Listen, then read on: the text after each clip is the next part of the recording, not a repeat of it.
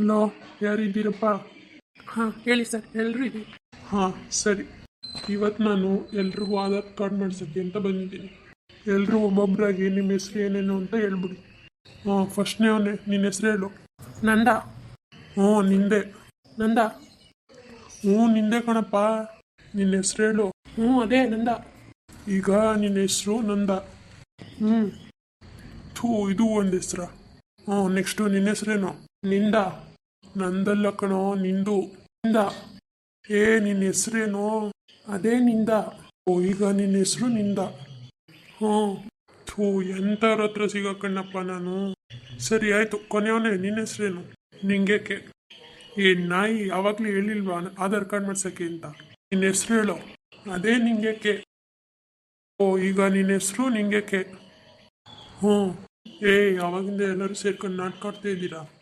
ನಂದ, ನಿಂದ, ಅವ್ರದ, ಇವ್ರದ ಅಂತ. ಇವೆಲ್ಲ ಹೆಸರುಗಳೇನ್ರು?